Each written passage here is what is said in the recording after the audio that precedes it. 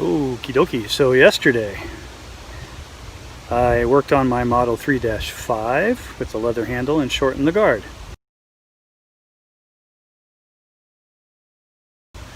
And touted the benefits of that, how I much prefer this shortened guard, and it makes them much more useful. I have a Model 28 that I had already shortened the guard on, but I don't think I shortened it enough and I didn't round it enough. I really didn't take enough time on it. So I haven't been using it, and I thought, you know what? I should follow my own advice and just go for it. So I really shortened it. And this is how it turned out.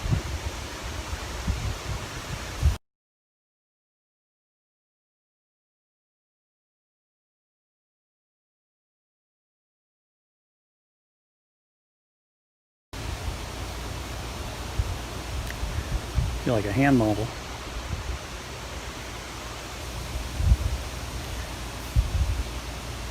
Anyway, it's much more comfortable, easier to choke up on. You don't have something protruding through your knuckles or your fingers.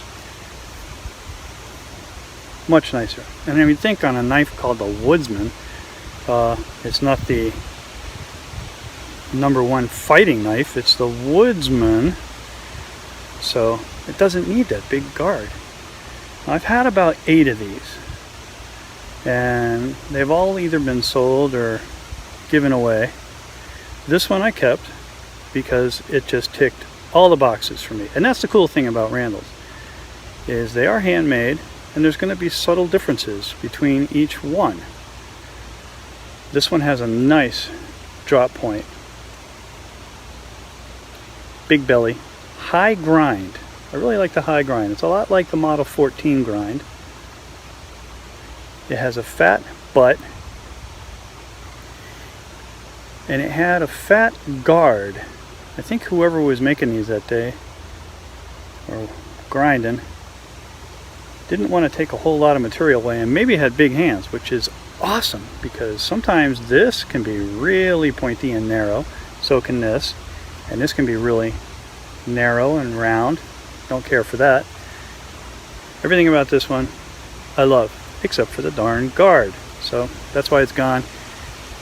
Maybe this knife and I will have some more adventures in the woods and in the kitchen and in the farm and grocery store, bank, but just out and about. I look forward to using it some more. Quite a good traditional hunting knife with a Loveless style dropped point in stainless steel. Sharp too.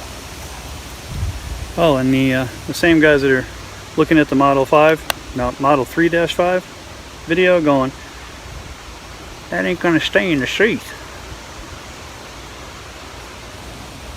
It stays in the sheath, so don't worry about it.